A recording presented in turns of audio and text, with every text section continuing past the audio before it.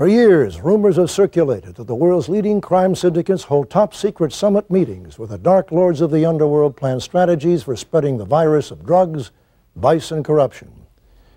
At first, law enforcement dismissed rumors of a United Nations of crime as sheer nonsense. They believe that cultural differences, intense rivalries, and competitive zeal would forever prevent international crime bosses from teaming up in an underworld federation. The major crime organizations were always seen as independent sovereign empires, each operating within a specific territory. Today, organized crime has been traced to all regions of the globe. Their traditional zones of influence have overlapped, eclipsing the power of law enforcement.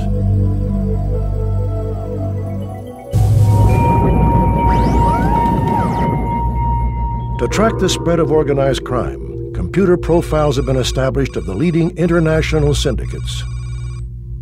Historically, if you're looking at the roots of the Mafia in Sicily and in Italy, you can trace it back to really the history of this country being overrun by a whole bunch of different cultures, the French, the Spanish, Phoenicians. There's never been much of a law enforcement apparatus on the island.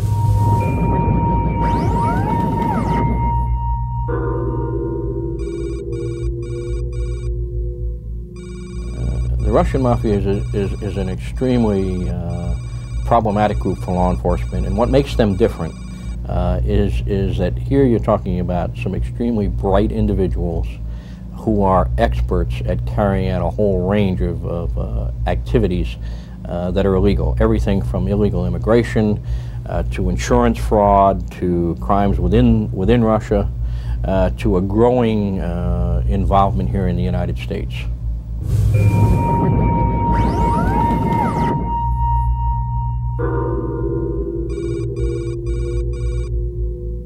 They have a very checkered history. They go back 300 years. But it was only during the 1920s and 30s that they were able to make their mark and prepare the way for what we know as the modern gangs or yakuza today.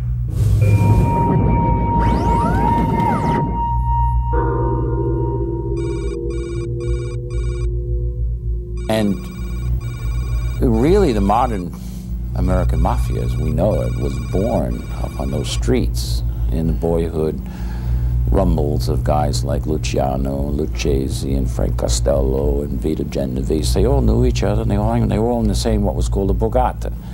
Borgata means like a gang.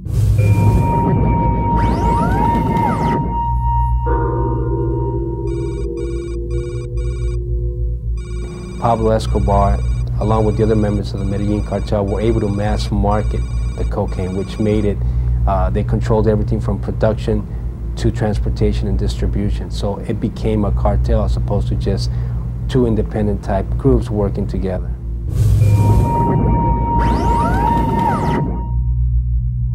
The relationship between crime organizations has always been that of bloody power struggles, fueled by cultural mistrust and hatred.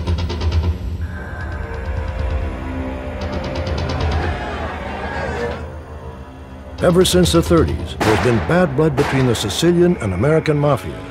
It started when Lucky Luciano and Tommy Lucchese rubbed out their Sicilian don, Joe Masseria. The rising stars of the American underground then hit Godfather Salvatore Maranzano. His murder wiped out Sicilian competition for decades. Since those bloody days on Brooklyn streets, the Sicilian Mafia has hated their American rivals. Naturally, the American Mafia never trusted the Sicilians. Fearful of the competition from the Sicilian heroin empire, Colombia drug lords also disliked the Cosa Nostra. In turn, many crime bosses shunned the Colombians. Who could do business with coke-snorting billionaires, they reasoned. Meanwhile, the chief competitors in the Eastern Hemisphere, the Russian Mafia and the Yakuza, always despised each other. And Japanese mobsters are known to never trust a gangster who isn't Japanese. It was always thought this mutual hostility and competitive zeal was more lethal than bullets or wiretaps in preventing the alliance of criminal organizations, but no longer.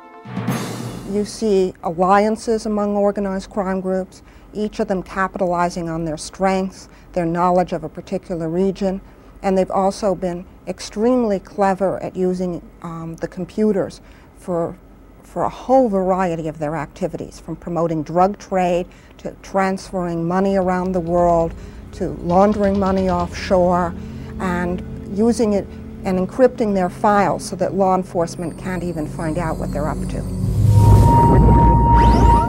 It now appears a worldwide merger of the major criminal organizations is underway.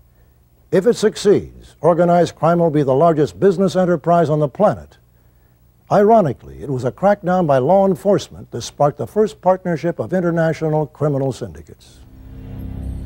In 1987, over 300 gangsters from the Sicilian Mafia stood trial on charges ranging from murder to heroin trafficking. It was called the Maxi Trial. Government resources poured into Palermo as prosecutors prepared to undertake the largest trial in Italian history.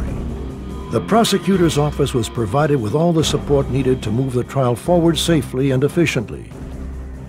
A fortified courthouse was built to protect the participants. Tanks and army troops surrounded the perimeter. They had cages built for the defendants, they had glass booths, they had hundreds of guards. It was just a tremendously secure situation to try these Mafia members.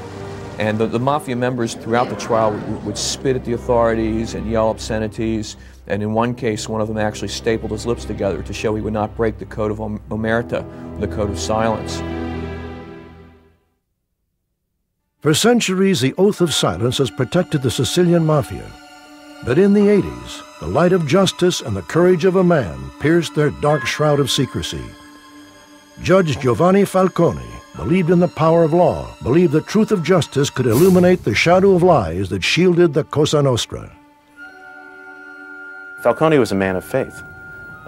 He never really talked about it very much, but it was his faith in justice and his faith that carried him through, that gave him the strength to go on.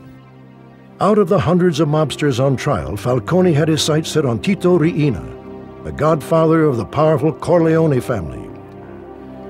If Falcone could bring down the Corleones, he would drive a stake through the heart of the entire Mafia. But Falcone was up against an extremely cunning and ruthless criminal. He was called the Beast. Riina does not speak Italian well, speaks no other languages to my knowledge, has really not traveled outside of Italy and Sicily, and made no effort to be involved in or interested in international matters other than narcotics trafficking. At the same time, he has an extraordinary memory.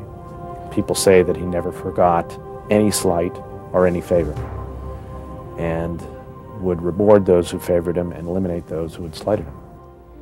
He is known among his fellow mafiosi as an extremely tough, cruel man, a person not given to random violence, but a person whose sort of fundamental instinct is to eliminate anyone who might be of danger to him. The 1987 Maxi trial was a major victory for justice. 300 mobsters were convicted. The nation rejoiced. Falcone was a hero. But his targeted quarry had escaped. The Beast had gone to ground. Convicted and sentenced to a life term, Riina had disappeared, leaving his minions to vent his rage. Mafia members were furious and became like a kind of wounded beast after the convictions. They were furious at their friends in power, and they were determined to make them pay.